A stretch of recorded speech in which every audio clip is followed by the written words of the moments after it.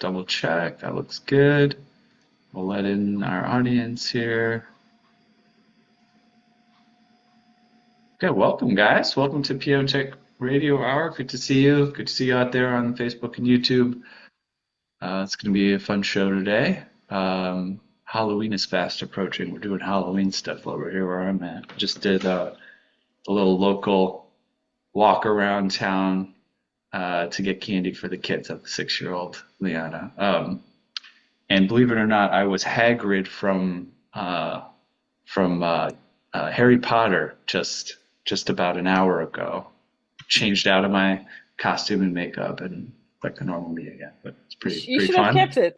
I should have kept it. Yeah, I don't know. It was very hot. Had these pillows to make me fat and everything, and yeah, that was funny. Um, yeah, and later today we're gonna go see some owls that a local forest preserve, nature preserve. They have a aviary and they have a few owls that you can see in person. That'll be fun. Um, okay, so here we are. We're about to introduce the program. If you're out there on Facebook and you're on YouTube and wondering what you're tuned into today, we'll give an introduction. We're welcoming people to the Zoom call, which we're streaming out live here as we do every Saturday. And as always, we have a exciting guest for the day, and it should be a very fun conversation. If you're into music, pianos, artistry, culture, we've got it all here today. But let me intro the program so we can get settled in here. This is Piano Tech Radio Hour. Welcome. We gather here every Saturday to meet with and learn from the most fascinating and knowledgeable folks in the piano world, including manufacturers, rebuilders, musicians, makers of other instruments, and of course, piano techs. Our mutual goal is to become better at our craft, to help each other, and to create an ever more musical world together. Piano Tech Radio Hour is brought to you by Piano Technicians Masterclasses, an online learning resource that brings you cutting-edge instruction from piano industry masters without leaving your home. Find out more at pianotechniciansmasterclass.com. You can also subscribe to Radio Hour, this program, for just $16 a month. You get direct access to each week's private Zoom call, as well as the archival recordings of over 200 episodes in a member area. You can join using the link bit.ly/join PTRH. And then finally, some plugs of what else is going on. Make sure you check out our podcast, pianotechradio.com. We're now releasing episodes. We got back in the rhythm of releasing those. So when you're driving around, going to the gym, working in the workshop, perfect accompaniment for that. We've got a blog at Substack, pianotechniciansmasterclass.substack.com, where we kind of give a peek into our private high-level content. We're talking about concert prep, voicing, rebuilding, piano history, all that kind of cool stuff. And then just, of course, check us out on the socials, Facebook, Instagram, LinkedIn, and Twitter. But without further ado, let's introduce our fine guest for today, Liana Harron. She is a celebrated Georgian-American pianist known for her dynamic and expressive performances that span both classical and contemporary music. Her artistry has led her to perform on some of the world's most prestigious stages, including Carnegie Hall, Lincoln Center, and the New World Center. As a passionate educator, she has held faculty positions at the 92nd Street Y School of Music in New York and served as the music director for the Manhattan Girls Chorus, among other positions. Liana's collaborations are known for pushing artistic boundaries, showcasing her versatility and commitment to exploring new musical territories. From solo performances to orchestral and chamber collaborations, she brings a unique depth to her interpretations. Her latest solo album, Kartli, Stories of Georgia, is currently up for Grammy consideration, featuring 12 compositions by 20th century Georgian composers. The album offers a rich exploration of Georgia's musical heritage. Today, we'll dive into the inspiration behind this album and what makes it so special, among other things. Liana, welcome to Piano Tech Radio Hour. Hello, Ethan. Thank you so much. Thank you for having me. And I'm so excited to chat with you all and kind of dive into the music world. Absolutely. And as we like to often hear when we get started, is to go back, do a little bit of time travel into your first exposures to music and piano with the foundation of what has become a fine musical career this day. What's your first exposure to music and piano? Back where I'm from, Republic of Georgia, music is kind of everywhere. It's part of our culture. Even simple dinners, daily get-togethers involve someone playing on the guitar and everybody else singing in voices, or someone just hopping at the piano and playing. So there was always part of our cultural fabric, so to speak. Mm. So singing was always there, dancing was always there for me. But I remember watching Forrest Gump actually, and the soundtrack captured me so strongly that I thought, oh, I want to do this. What is it? How can I do that? And I loved the sound of the piano. Mm.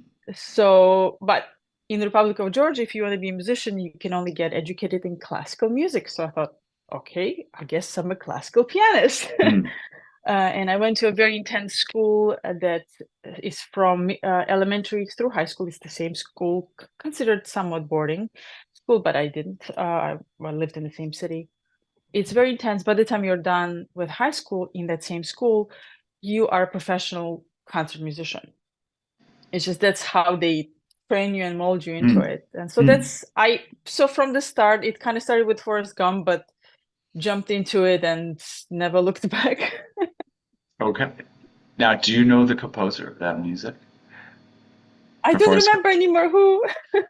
You're on your phone, I know. I looked it up on the internet. Alan Silvestri, which Oh, I recognize yes, that name. Yeah, Italian. Yeah, he wrote to other movies too, big shot movies. sure. I'm sure. Yeah, yeah. Um, well, that's fascinating, and it is always interesting. Like we do get on this program to kind of explore the cultures of music all over the globe. You know, from Latin America to Europe to Asia, and it is interesting to hear how experiences are different. We just had a conversation last week with someone who had a lot of exposure to kind of like you know Germany, and then also some of like the kind of Soviet, pre-Soviet transition type of things and communist kind of transitions, and it was just interesting to hear the importance of music. Again, there's a little bit of theme of classical focus for the training. Um, and in his situation, that was also an interesting factor of music being kind of like a that outlet, that kind of like almost a slightly rebellious or slightly adventurous or fantastical world where you could kind of sample things from different cultures. In terms of the music that was ever present as you described it, was there a lot of that, like traditional Georgian music that you got exposed to as a child, or did that come later? And what type of music was celebrated when you were younger?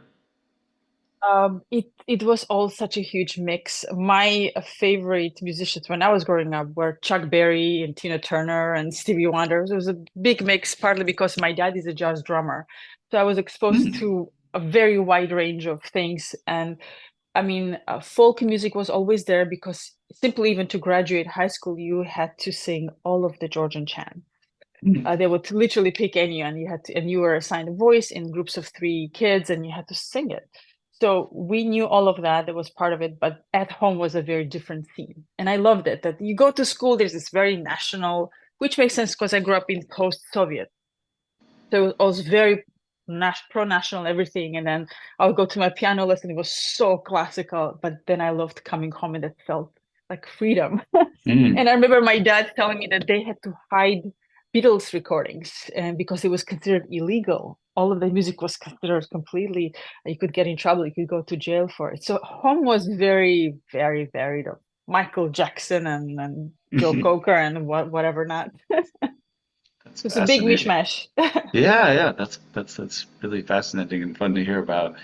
Um, so ultimately, you got trained as a classical musician, pianist. Um, did you ever get into any other instruments? I didn't really see too much evidence of that, but I mean, I guess some vocal music or. Yeah, some vocal music just by the trade, but I mean, when you accompany a lot of vocalists to this and that, you just kind of pick up little things. And so I wouldn't call it, I don't have a degree in it, but Mhm. um, for fun, I did take an electric bass one semester just for fun, and I took a few lessons in percussion. There was just all those extra credit fun things that you want to take. But I, for me, piano felt very natural, and everything else did not. but I constantly wanted to push the boundaries of, okay, I'm a classical musician, but I don't want to be called that. I want to explore other styles, and we don't have to box them in. And Mm, luckily, University of Miami did provide that. There is a very strong jazz school. There's a very strong pop school, a Broadway. Well, eventually there was no more Broadway program, but it was there originally. And you could just be immersed in all of that. And that was mm, perfect. mm. Yeah. Um, I mean, in terms of ending up in Miami, was that kind of like among several choices, where you had applied several places and you're like, well, we'll go with Miami? Or was it kind of like that was like a place you were attracted to specifically? How did that come about in terms of how you ended up there? Finishing my high school, it was very clear that I wanted to study abroad because my country just wasn't doing very well, unfortunately. So in order to be a musician full time and support your career, you had to leave.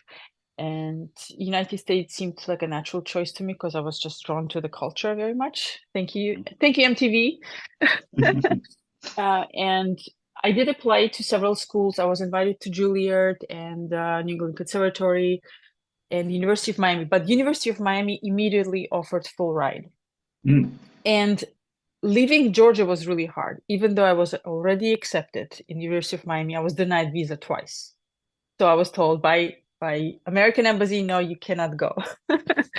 And University of Miami was so interested that they actually called them and they said, we really want her to come study here. It's for mm, real. right. And Miami did seem interesting to me. There was that opportunity. Here we go. If I go there, I can actually push the boundaries. I don't have to be just in a classical where I felt like every other school would be Hmm. very much that. So yeah. So yeah, that's fascinating. And I'd love to hear a little bit more about Miami. It's such an Mhm. interesting place. I've been there a few times over the past few years. I know that, the pandemic was a big influence in, people moving actually from New York to Miami. There's been a lot of growth of tech things. I don't know exactly how recently you were there either, but um, regardless of all of the changes that have happened recently, of course, there's consistently been this huge like Latin American culture going on there, and it's not just one country, right? It's like all these different countries that don't even necessarily mix together, but now they're all in the same place. Dominican Republic might be in there, or Cuba, or Oh yeah. Chile, or Mexico, or whatever. All these things are all coming together. Did that influence you at all, or was it just kind of like part of the scenery? Or did the musical part of that come in to influence you as well? That definitely played a big role for sure. I mean, Miami itself is constantly growing. It's never the same. I lived there from 2001. I was actually there during 9/11, and that was also a very particular experience. But I was there from 2001 to 2013, and then I constantly went back for, once you live there for so long, you have opportunities, you have also all sorts of gigs and things. I actually was there in 2020 April when or end of March when it started to country was going into lockdown and was trying to fly out of there. So I experienced that as well in Miami, and that was very wild. Where um, a lot of cultures there, they just kind of dismiss the whole thing. Oh yes, yes, Florida, notorious, yes. Yeah, they don't follow rules. I love it. But big Cuban culture, which is interesting coming out of former Soviet country. There is a lot of similarities, a lot of parallel in the way education is set up. Interesting. So we understood each other very well. In fact, before I learned English, I was friends with a ton of Cuban students. So we would just, communicate in how they would speak to me in Spanish. I would say a few words in Russian, and they would all sound salsa dance or something. And Nice. Oh, that's great. yeah, Yeah, it sounds like a wonderful experience. And yes. then ultimately you got to New York. Um, and was that, when did that decision happen, and what was that transition like? And had you visited New York before you actually lived there, or was it just kind of like, I'm going to New York? I have visited. Yes, I had the privilege of playing in Carnegie before moving there. Um, and I had a couple of events there prior. And every time I visited, I thought, oh, I would never want to live here. But then after living in Miami for so long, I felt like, okay, I've played where I wanted to play here. I did what I wanted to do. And then, especially once you're done with grad school, the world becomes so small. Depends where you are, but in Miami, for a classical musician, it felt that way. So I packed what I could fit into my tiny Toyota Corolla and gave away everything else and drove to New York. And that, I don't know if I could do this now, knowing what happened, but now in a way I'm also glad that it happened, because lots of opportunities came along, a lot of amazing opportunities that only it could only happen in New York, I swear. It was tough at first. It was really tough, and we can talk about that as well if you want. What was Yeah. the transition like? Yeah. Well, I think it might be interesting to do a little musical sample Sure. right now. So we have a couple of things queued up that could be fun. We have kind of a jazzy thing. We have something from your album release, and then we have this uh, collaboration. And that's in Brooklyn, right? This is kind of like a Brooklyn scene. Why don't we go there? So Sure. this is clearly not right when you moved there. It's probably Oh, after you sort of established some connections for and sure. things. But this will be interesting, I think. I'll do a screen share and we'll check out. This is just from your YouTube, a short here, but it should be interesting. All right, share the sound. Let me just refresh this.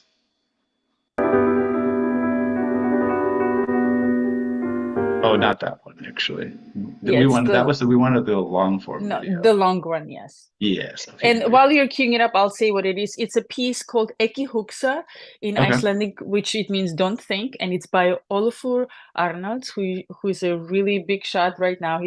Big in minimalism, Hmm. and he has phenomenal music. Everything is gorgeous. It's a really cool setup.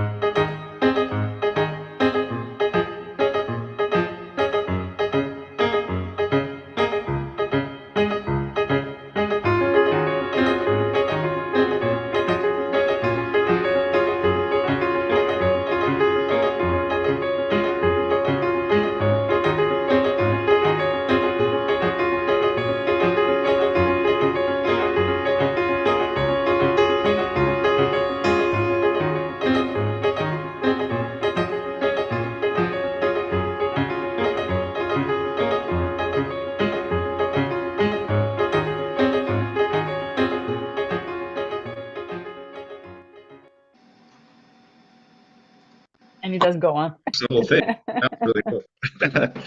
Thank you.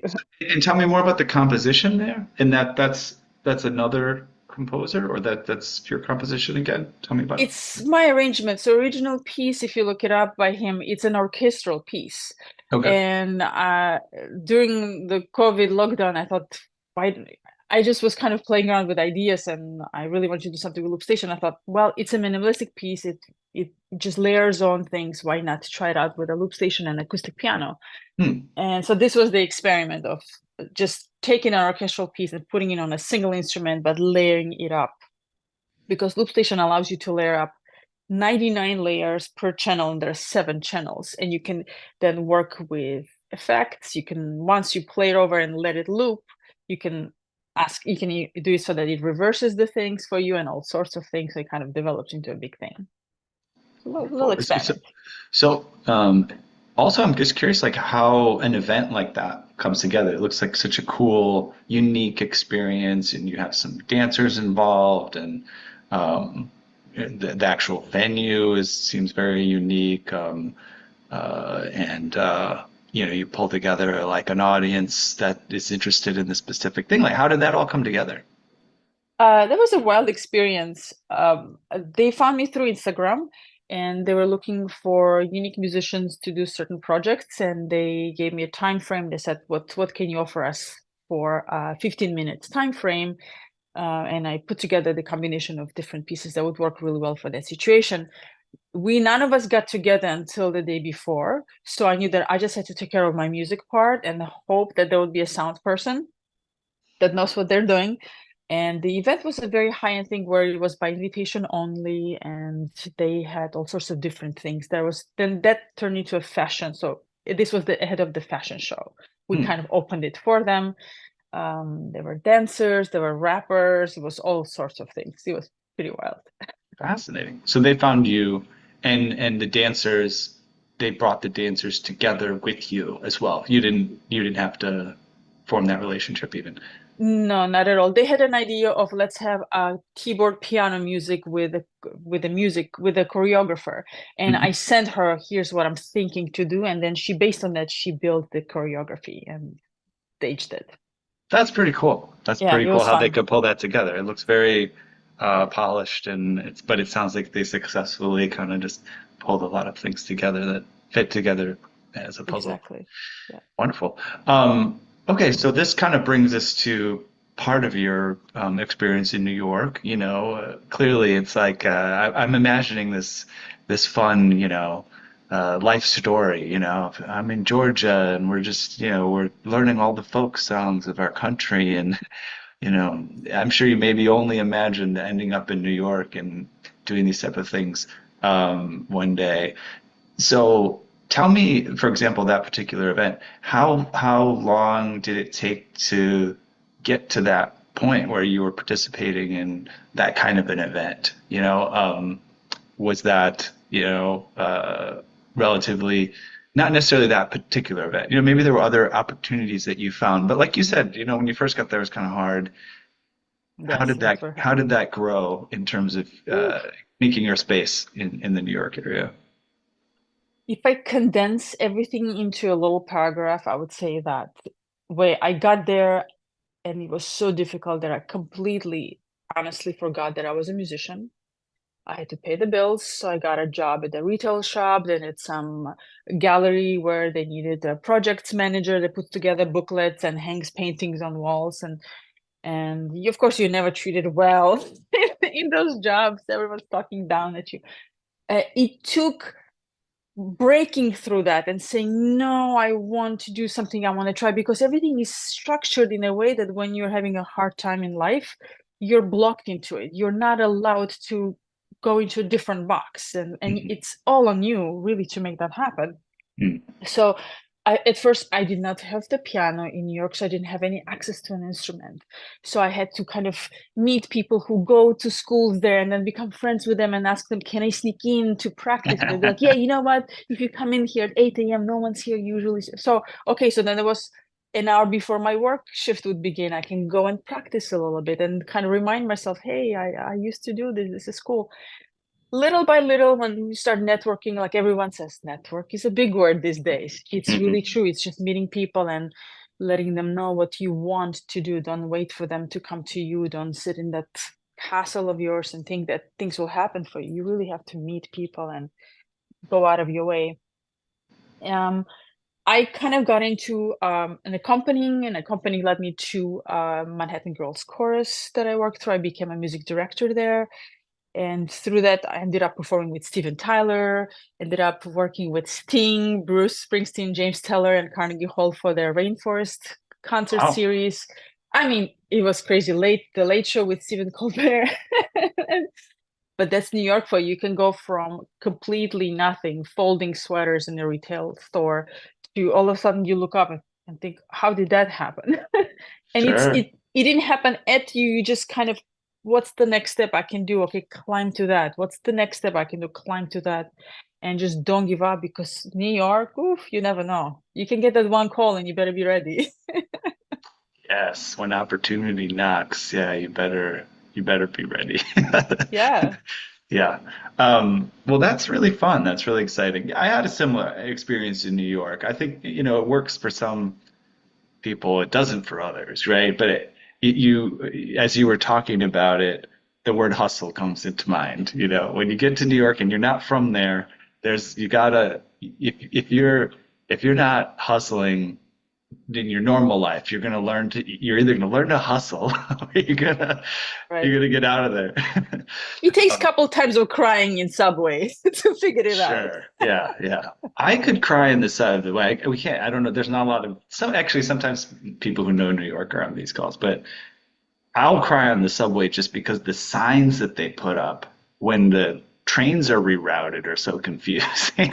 Like, I was like, what is going on? They take the D to the F to the L to the Yeah, M and then do all this. You're like, this makes you're no just sense. trying Take a to win bus. the day, and then they throw that at Yeah. you. You're like, oh, come on. Oh gosh. Well, yeah, that's really wonderful. And so, you've moved now? You're in Maryland, which isn't too far from New York as well. It's a short bus Oh, ride away. yeah, yeah, it's three and a Um, half hours. are you close to DC as well, or yes? Yes, Okay. I'm perfectly in the middle, where DC is about 45 minutes and Baltimore is 30 minutes. And now I'm networking in both. In the meantime, I can catch an Amtrak train or drive to New York, and three and a half hmm hours away I'm there. And what brought about that next transition from the New York to where you are now? Nothing musical, just raising children in better environment. That was it was important to me. I really wanted my kids to grow up to have access to good schools without needing to be in a private school. Really hmm good public schools are around here, really good opportunities.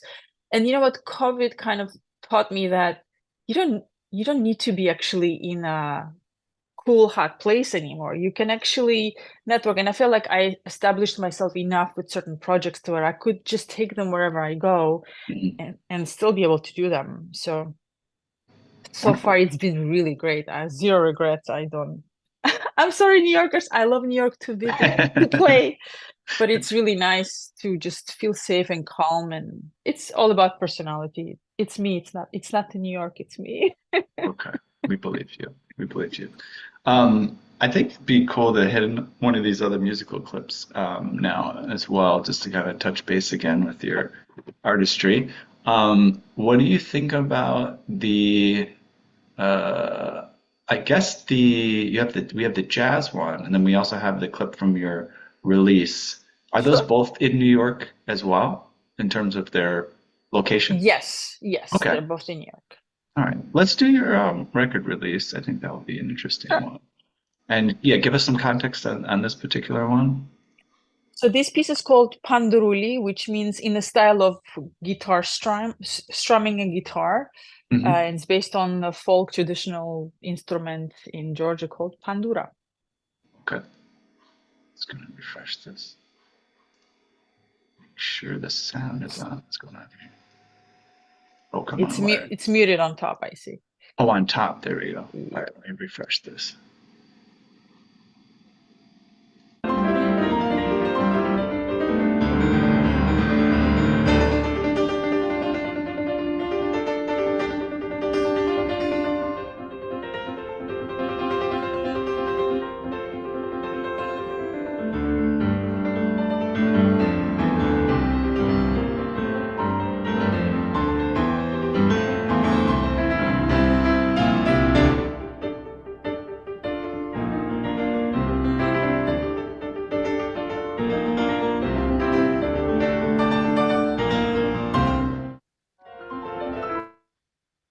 Cool. Um, Thanks.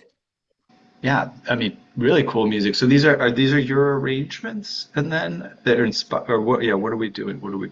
These are Georgian classical pieces that Okay. was a recording of. I uh, I always had in mind of doing something from my country, but I waited for a long time before diving into it. It just felt like I know I want to say something, but I don't quite know what it is yet. hmm And of course, after I was pregnant with my second kid, and I thought, oh, you know what would be really cool to dedicate an album to my children, so they always remember that they come from Georgia. Half my husband is American, but just to have that sense of heritage. So I went into Studio Six, 7 months pregnant, and ended up recording these pieces. And they are from my country. They were most of them were never recorded. The scores are no longer in print anymore because they were written during the Soviet era, and post-Soviet, the publications kind of disappeared. So these scores disappeared. They're no Mm. longer being reproduced and all of that. So I felt like it would be nice to bring them back to life and bring back the attention that they deserve. They're on the same time and same level of Copland. If we think of Barber, Bartok, Hinastera, all in that same sort of folk written in forms of classical music, of Western Mm. classical music. Hmm. Right, that was kind of trending in the Right, early to mid 20th century there. right. Yeah. Well, that's wonderful. In terms of discovery of the pieces, because you said, the scores were kind of not available. Are these pieces that you were familiar with from just kind of being from Georgia and being a classical musician? Was it kind of like a process of searching? And how did you find these? And then also acquire this score to be able to play it? Last time I was in my country was in 2021, 2022, and I gained access to the Parliament Library with my phone, and they said you're welcome to take pictures of the scores. And I was just going through all the scores and taking a bunch of pictures, sending them to my husband through WhatsApp. And once he would download, I would wipe out and do it again because I needed space on my portable supercomputer. Mhm. So I just took a bunch of pictures, came home, came back to the States, and just dug through them all. And this is just the 2% of what I totally have. I have a huge collection now, a huge library of Georgian music. That's And great. the next, the biggest difficult thing about this was uh, gaining permissions or licenses to record, because you really are not allowed to record anything unless you have a permission from the publisher or from the descendants or from the composer.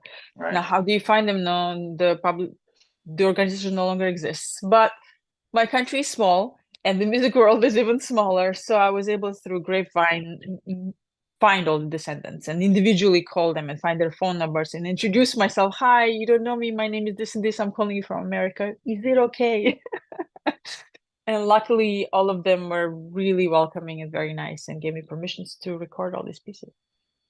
Yeah, I like that. Yeah, we had also Christian Benitez is one of our previous guests, and he is from oh gosh, I hope I get it right, Venezuela, and recently won a Latin Grammy. Oh, But wow. yeah, but is really interested in highlighting the music of his country and his of Latin America in general as well. And I think that's to have these representatives, right? Like, what can you do as an artist? We each have our own things that we can bring to the table, and I think there's been trends in the past. I think they're changing, but there's been trends in the past where people come from a country and then they like almost like they don't have their kids. Oh, you have your kids to learn English, and don't worry about the native language. And I think there's been a trend over the past few decades of people kind of regretting that, and then getting back more in touch with the roots that they have and finding ways to share them. So I love that you're participating in that trend. Thank you. Yeah, I mean, my culture means a lot to me, and my heritage means a lot to me. And I want my kids, whether I want or not, will grow up American because they are growing up here. Even if my husband were Georgian, he's not. As soon as they go to school, they're just going to be in that world, and they're going to be American. And this was just one way of reminding them that they have Georgian blood in them. And how's are you able to keep the language alive with them, or is that just really difficult? Oh, that is really possible, but that's okay. They're being educated in it, so they are learning it. I mean, Georgian itself is an incredibly old language. I mean, the alphabet is on the list of the ancient scripts Mm, next to Sanskrit and all of that. So mm, it's in a way outdated. It's wrong to say it that way, but it doesn't fit into today's world. And you can see that when you speak to Georgians, they'll use a lot of English words, pronounce it in Georgian because we just don't have that vocabulary to fit the modern world of briefings and conferences and things like that. Sure. Yes. It's an old culture. I mean, we were on Silk Route, so we Mhm. have influences of Indian culture, Arabic, with the Persian invasions and all of that, the Ottoman invasions and all of that. So we Mhm. have Mediterranean, Middle Eastern, Indian mishmash of things. Mm. Sounds fascinating. Gotta visit. Um, yeah, it's great to hear about that. And you made me think of something, but I'm forgetting it now. Um, in terms of being, I'll remember it. Anyways, what do you see as next for you now? You know, you had your came from your own country, you moved to Miami, you got to New York, now you're in Maryland. There's a stage in your life now as a parent, and um, also kind of getting it back in touch with your roots. How old are your children these days? They're 6 and 1 years old, two boys. Okay, okay, so still relatively young. I feel like the secret we keep my son we teach him Spanish. Mhm. And it's the cartoons. Yes, for just sure. just sit him and they watch the cartoons in that language. I don't know how easy it is to find cartoons in Georgian, but I think It's that's hard because just he's heavily into dinosaurs, so pronouncing dinosaurs in Georgian feels like I'm teaching him the wrong way first, so I'm not doing it. yeah, So, you but don't yeah. even know how to say it. Yeah. Okay, now I remember what I was going to say. I had lived in Peru for a while, and then there's some connections. Uh, my partner, she was studying and still does the indigenous peoples in Peru, Mhm. and they speak this native language of Quechua. But it reminded me of what you were saying of listening to people speak Quechua, you know, because this was kind of like the Andean language, native peoples. Of course, then you had the Spanish invasions there, and um, and the conquest. And so when you hear people talking in Quechua, then they're throwing in the Spanish words. It's like I'm Mhm. a double level of what you're talking about, right? There's the original language, then you have the Spanish words that they have to throw in because of Spanish, and then you have the English words that show English. Right. So even speaking in Quechua, like you said, is it's not you can't just speak Quechua. Right? It has to be like a mix of things when you do it. Right. It's actually common in Tbilisi, in the capital where I'm from, to speak 3, 4 languages because you have all these different groups that, I mean, the city itself was invaded for 200, 300 years at a time where the rest of the country wasn't. So when you take it back, you don't just eradicate all of that, you kind of incorporate into your culture. So we do have that. So I know exactly what you mean. Yeah. Isn't Um, the Quechua culture, isn't it, aren't they considered the longest living people on Earth because that of I their don't. diet? Oh, you mean actually like lifespan? That I Yes. have no idea. I have no I idea. think so. I think it's because of their certain diet or something. Okay. Um, yeah, I know that that's like there's those blue zones. Like I was just hearing about Mhm. Japan and like Okinawa. Apparently, people are living well over 100, quite Yeah. commonly.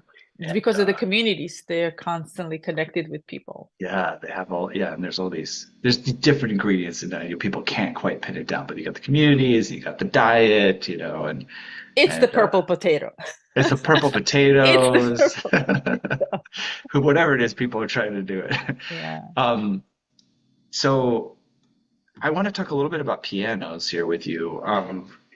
It's you know you shared an interesting experience that is probably very common in New York City of like you craving an acoustic piano. You can't even have access to one. You have to like sneak into the practice. You're like breaking the law, breaking some regulations just to practice the piano. Right. Um, I remember doing that, by the way, my first year of university. I was actually at a small university out of Chicago, and I was a different major. I was like a physics major at the time, but they did have some practice rooms in the music rooms, and I was still very interested in jazz and practicing piano and getting better. And I would sneak into that. They had the building, and I could open the window, you know, and just crawl in there, and I'd fall asleep on the practice room benches and stuff. So, um, hopefully that the with the increased types of security they have these days, you got it. I hope that story stays alive of people sneaking in to practice the piano. Because come on, there's no reason to squelch that. But tell me about like your relationship with the acoustic piano. Like, did you have one growing up?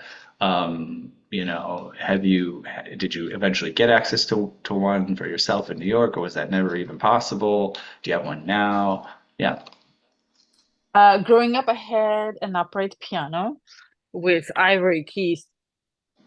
That somehow that was normal back in Georgia at the time. But I had a German upright piano, but I had access to my school. My dad wasn't a big fan of classical music and didn't like the sound of me practicing. I mean, it doesn't sound very pretty, but so it was a habit of mine to, before the school would start, I would go and open, they would let me in. I would just practice on the grand piano. So in a way, I had the regular access to acoustic pianos.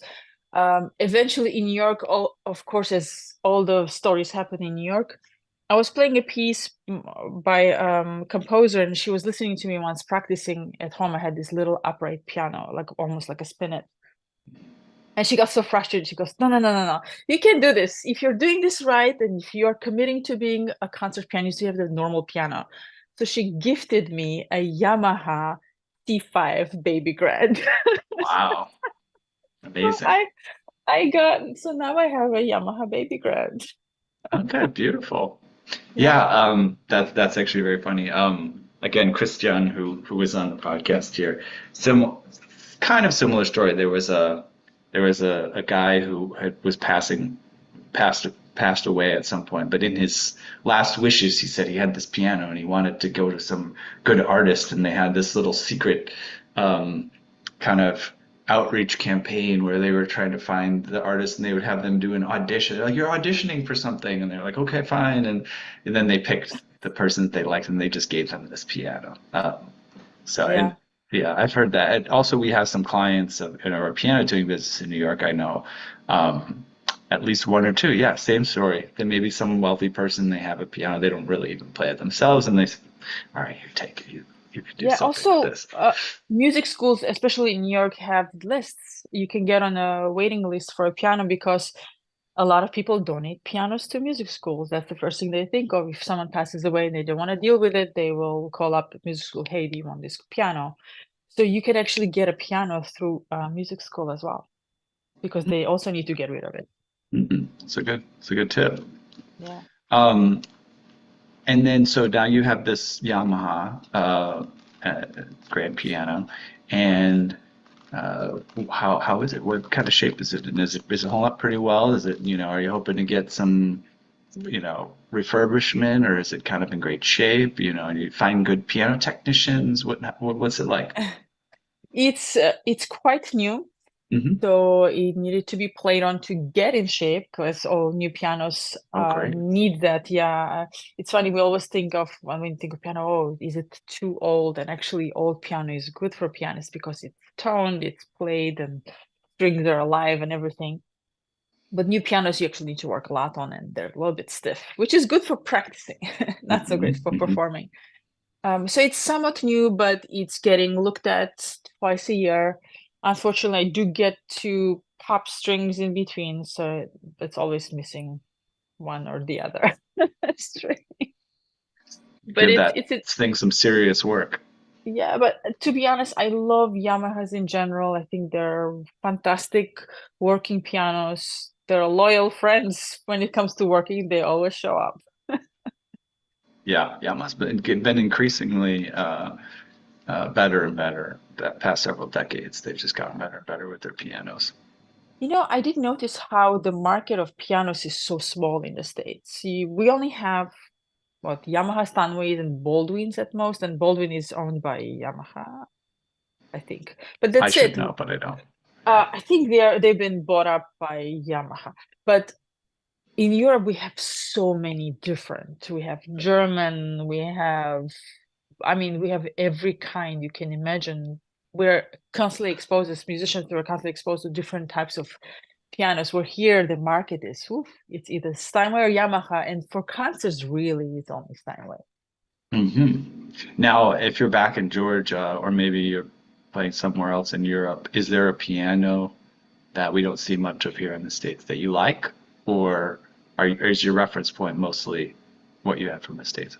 I mean, now everyone, if they want to be taken seriously, they'll have a Steinway. And so in our Hmm. concert halls back at home are Steinways, just simply because that's the trend right now. But I Hmm. do love a really good Petrov Hmm. piano or August Förster. August Förster is a German brand and is a very heavy piano.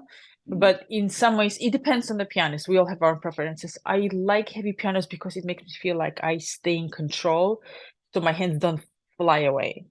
Mm. So I like a little bit of a heavier action, and I would say I miss that piano, August Hmm. Förster. Hmm. There's also Reunisch, which is a really nice, lovely brand, good for practicing. So yeah. Yeah, that was interesting when I was visiting Peru. They had, if they had like nicer pianos, they had Steinways here and there, but Runish was much more common. I mean, I would never see them in the States, but I saw them in Latin America quite a bit. And so you kind of see you start to understand like these interesting pathways of imports and exports and relationships between countries. And yeah, I mean, that's the value of travel. You realize Yeah. that not everybody's experience is the same. Yeah, it's also in Europe. It's very common for every country to produce a piano. It's not that big of a deal. Hmm. Um, I mean, there are Ukrainian pianos, there are Russian pianos, there are Georgian pianos, and they would be called Estonia, something very direct. Right. But I love that. And when you look back at the history of the keyboard, I mean, back in the day, they couldn't transport instruments that easily, so they had to be built locally. Hmm. And I think that's pretty cool. I mean, you couldn't Yeah. get in Germany, you couldn't get a piano from England, and it was considered a better piano with a bit more keys and pedals they were just kind of playing around with in the early 18th century. But you couldn't get a piano. Like Beethoven, I think, waited for his piano for years to try to get from England as a gift to Germany. So everyone, because of that, were more encouraged to build local pianos. Hmm. That's interesting to know. Yeah. Let's check out one more. So let's check out this jazz piece here. So I'll do another screen share. Pull that out. And then we'll roll out pretty much after that. We'll start to wrap things up. Okay, let's see here. Share going. Close this. Refresh. We'll make sure we have to hit the unmute if necessary.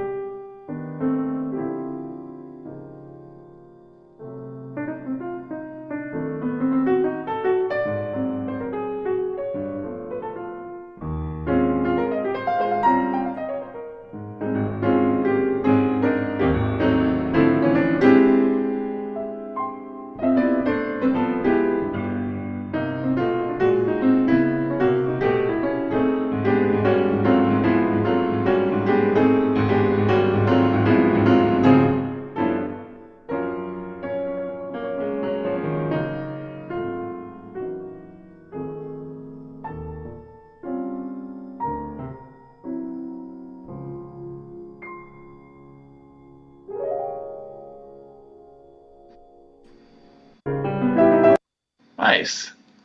Thank you. Tell me a little bit more about the context on that one. If clearly you're bringing some of that, you got the swing from your dad, you can't take that out of your blood. But yeah, tell me the context there. Georgian jazz. This is written by Gary Lindsay. He's a Grammy-winning composer, jazz composer. He's one of the main people in the United States and in the world to create arrangements for big bands. In fact, he's the only one who produced textbooks, and everyone in the world uses those books. I used to play in his ensemble, and he wrote a piece for me. Actually, it says Stray for Billy Strayhorn and Lika. Lika is my nickname.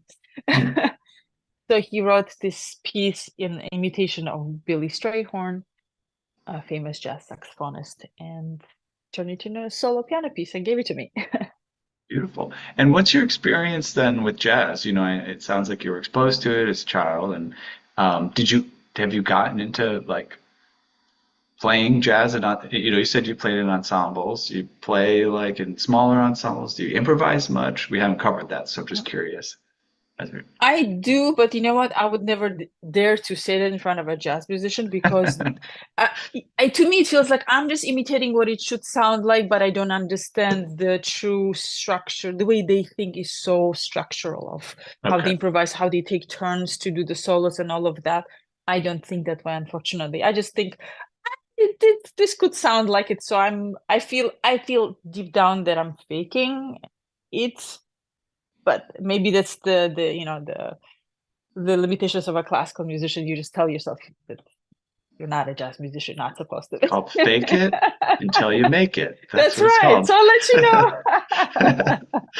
Well, that yeah, I encourage you. I mean, I think I mean I'm not a practicing professional jazz musician, but I studied jazz in university, and I think that anybody that's willing to improvise should go ahead and do it as much as possible because you can only get better at it. And ultimately, when it comes down to jazz, my opinion, based on just kind of what you've said, is it's you, it's your voice, whatever voice you bring to the table, and you got to bring it. So just develop it, keep it up. I think that would be fun to hear what you come up with. Some Georgian rooted jazz riffs. Who knows what that sounds like? Yeah, there is some stuff like this. It's pretty cool. It's worth Yeah, getting yeah. into it at some point. Yeah. And you said your dad was a percussionist, a drummer in Drummer. jazz? Yeah, he plays in Georgian big band. Did you guys jam, or is it no? It It's just not the doesn't type of happen. parent. No, no, no. It's That's best fun. not to. Just don't I'm bother. okay. Just No, don't no, bother. no. Okay. Oh. Oh, that's great. Well, it's been a pleasure spending some time with you. Thanks for sharing so much of your story, and I hope people who are with us today or catch the recording get a chance to explore more because I love that. I love the diversity of what you're doing, the different genres you're exploring. You know, you're not unafraid to kind of bring a unique voice and try some things out, take a few risks. I love that kind of stuff. So I hope things continue to be successful for you. Good luck with your young family, and hope that you can get to keep that culture alive as well as we talked about. Any final words you'd like to share with the audience? Make sure they go to a website or check out a upcoming thing. Of course, they want to check out your album, but yeah, Sure. Thank you so much, first of all, for inviting me. It's been a pleasure to meet you, Ethan, and it's been a absolutely. pleasure to chat about all this. If there are any questions or follow-ups that you'd like to, or everyone would like to continue conversation, please, I'm everywhere. It's easy to find me. Instagram, Facebook, and website. I'm on all platforms for streaming. And I would love to meet you all, so please reach out. Wonderful. Yeah. And if we have any piano technicians in the DC area or wherever close to where you're at, they can reach out and For sure. offers their services as well. And then Day Stewart wrote a message in the chat, said thanks. He's out there in California. So he has a new fan in California. Yes. Thank you.